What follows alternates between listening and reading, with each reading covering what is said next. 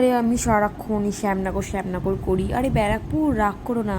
ব্যারাকপুর এখন ভাবে আমার এখানে জন্ম হলো, আর বারবার বারবার খালি শ্যামনগরের কথাই বলে, আমাকে ভুলেই গেছে। আরে না না, তোমাকে ভুলিনি, একটু অভিমান হয় আর কি, খুব অভিমান আছে তোমার ওপরে, কারণ তোমাকেই তো আমি প্রথমবার ভালোবেসেছিলাম না, কিন্তু তুমি তো আমাকে রাখতে পারোনি। যাই হোক, ছাড়ো ওসব কথা, ছাড়ো।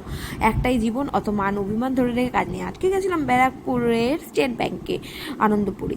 এবার দেখো ওখানে এত রেলগেটে জ্যাম, বাবা এখানকার মতনই অবস্থা। আমার সারা জীবন রেলগেটে দাঁড়িয়ে দাঁড়িয়েই বেশিরভাগ সময়টা কেটে গেল। যাই হোক, কী আর করা যাবে বলো। আমি ভিডিও ক্লিপসগুলো করি কেন জানো? আমার মাথাটা ঠান্ডা রাখার জন্য। কারণ আমি না খুব রেগে যাই, আমি না ওয়েট করতে একদম ভালোবাসি না।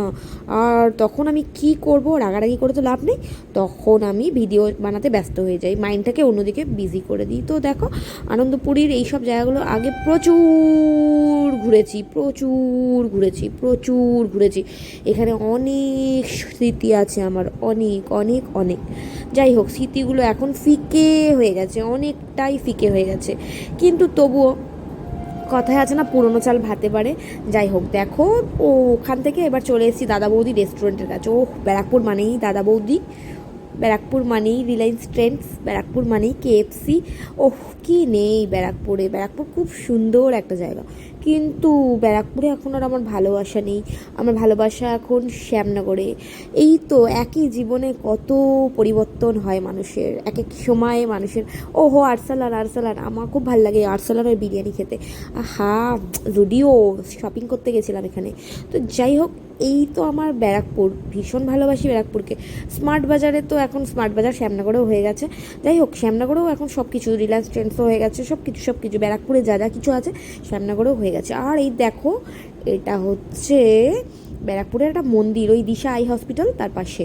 তো দিশা আই হসপিটাল তো অনেক বিখ্যাত।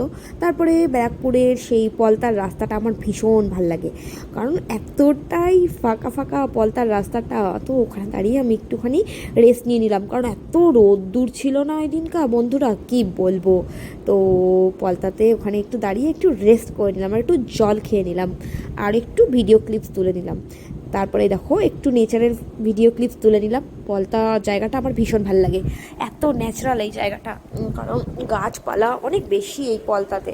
তো আমার খুব ভালো লাগে পলতা। ওখানে ওখান দিয়ে যখনই যাই আমি পলতাতে একটু দাঁড়িয়ে পড়ি, কারণ একটু নেচারের ফিল ওই জায়গাটা আসে, কারণ ওই জায়গাটা খুব সুন্দর, আর একটু ঠান্ডা ঠান্ডাও আছে জায়গাটা। তো একটু রেস্ট নিয়ে নিলাম। তারপরে সেদিনকে এত রোদ্দুর ছিল না, কিছু করার নেই, একটু রেস্ট নিতেই হলো আমাকে।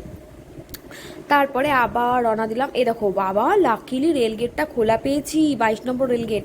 ও বাবা, কি সৌভাগ্য আমার, এই বাবা বাড়ির কাছে চলে এসেছি দেখো। তো যাই হোক, ওই দিনকে আমি ব্যাংকে গেছিলাম, ব্যাংকে কাজকর্ম সেরে এই হলো আমাদের বাড়ি।